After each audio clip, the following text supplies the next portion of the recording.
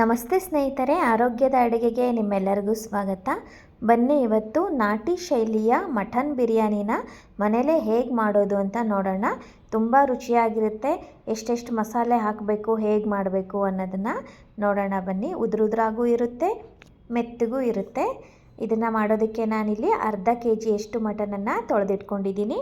ಅದಕ್ಕೆ 1/4 ಟೀ ಚಮಚದಷ್ಟು ಅರಿಶಿಣ ಹಾಗೆ ರುಚಿಗೆ ತಕ್ಕಷ್ಟು ಉಪ್ಪನ್ನು ಹಾಕೋತಾ ಇದ್ದೀನಿ.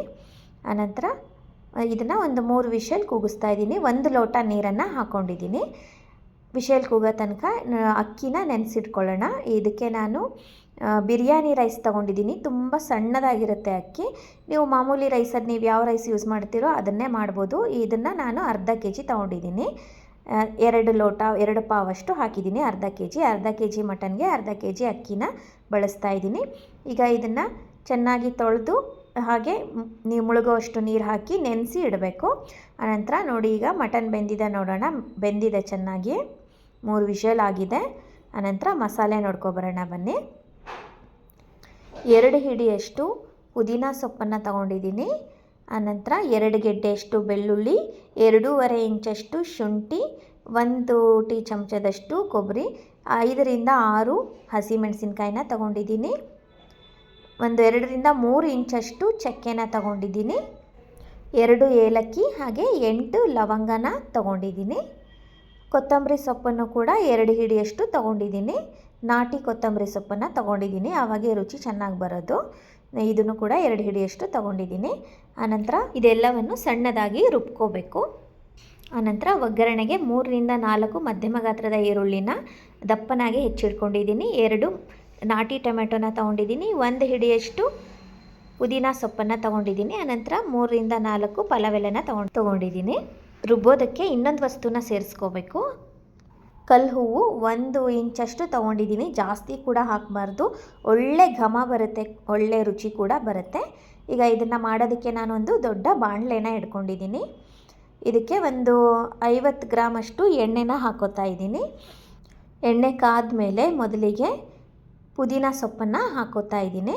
ಪುದೀನ ಸೊಪ್ಪು ಎಣ್ಣೆಯಲ್ಲಿ ಚೆನ್ನಾಗಿ ಫ್ರೈ ಆಗಬೇಕು, ಅಲ್ಲಿ ತನಕ ಚೆನ್ನಾಗಿ ಹುರಿಬೇಕು. ಆನಂತರ ಅದ್ರ ಜೊತೆಗೆ ಪಲಾವ್ ಎಲೆ ಕೂಡ ಹಾಕೋತಾ ಇದ್ದೀನಿ. ಈ ಎರಡನ್ನೂ ಚೆನ್ನಾಗಿ ಫ್ರೈ ಮಾಡ್ಕೊಳ್ಳೋಣ.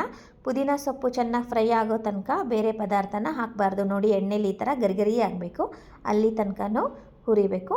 ಆನಂತರ ಈರುಳ್ಳಿನ ಹಾಕೋತಾ ಇದ್ದೀನಿ. ಮಧ್ಯಮ ಗಾತ್ರದ 3 ರಿಂದ 4 ಈರುಳ್ಳಿನ ತೊಗೊಂಡಿದ್ದೀನಿ.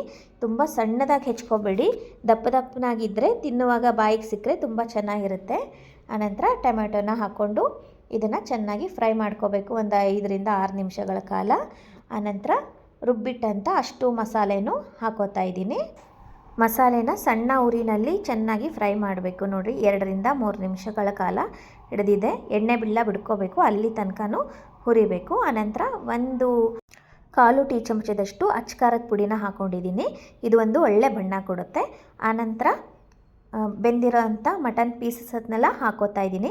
ನೀರನ್ನು ಇವಾಗಲೇ ಹಾಕೋಬೇಡಿ, ಮೊದಲಿಗೆ ಮಟನ್ ಪೀಸ್ಗಳನ್ನು ಹಾಕ್ಕೊಂಡು 1 ನಿಮಿಷಗಳ ಕಾಲ ಚೆನ್ನಾಗಿ ಫ್ರೈ ಮಾಡಿ. ನೋಡಿ, ಈ ಥರ ಚೆನ್ನಾಗಿ ಫ್ರೈ ಮಾಡಬೇಕು. ಆನಂತರ ನೀರನ್ನು ಹಾಕೋಬೇಕು.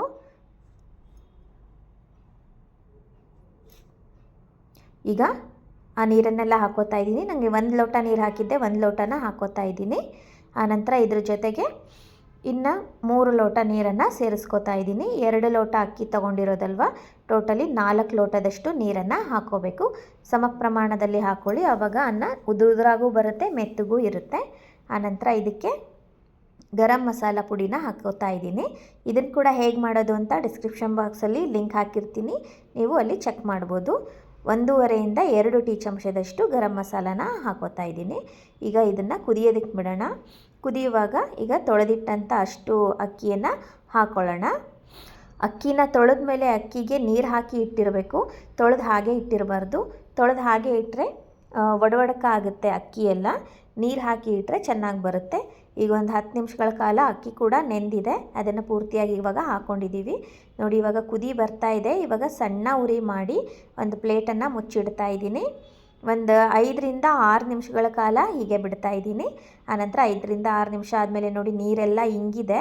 ಒಂದು ಮುಕ್ಕಾಲು ಭಾಗ ನೀರು ಇಂಗೋ ತನಕ ಕಾಯಬೇಕು. ಇಲ್ಲಿ ಈ ಹದಕ್ಕೆ ಬರಬೇಕು. ಆನಂತರ ಒಂದು ಮಧ್ಯಮ ಗಾತ್ರದ ಒಂದು ಪೂರ್ತಿ ನಿಂಬೆಹಣ್ಣನ್ನು ಹಿಂಡ್ಕೊತಾ ಇದ್ದೀನಿ.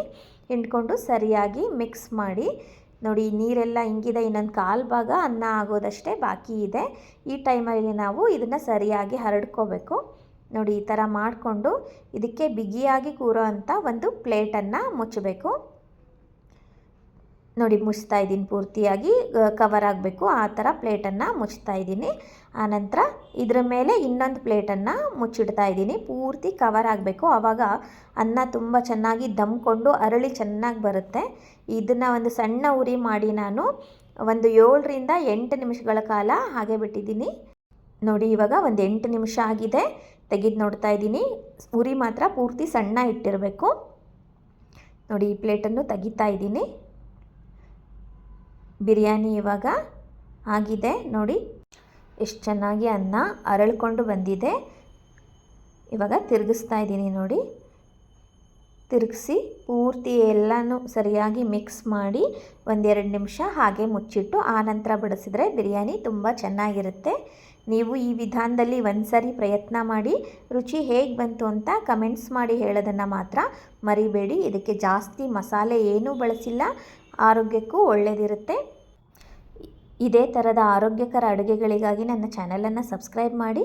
ಮತ್ತೆ ಇನ್ನೊಂದು ಆರೋಗ್ಯದ ಅಡುಗೆಯೊಂದಿಗೆ ನಿಮ್ಮನ್ನೆಲ್ಲ ಭೇಟಿಯಾಗ್ತೀನಿ. ಅಲ್ಲಿವರೆಗೂ ನಮಸ್ಕಾರ. ವಿಡಿಯೋ ನೋಡಿದ್ದಕ್ಕಾಗಿ ನಿಮ್ಮೆಲ್ಲರಿಗೂ ಧನ್ಯವಾದಗಳು.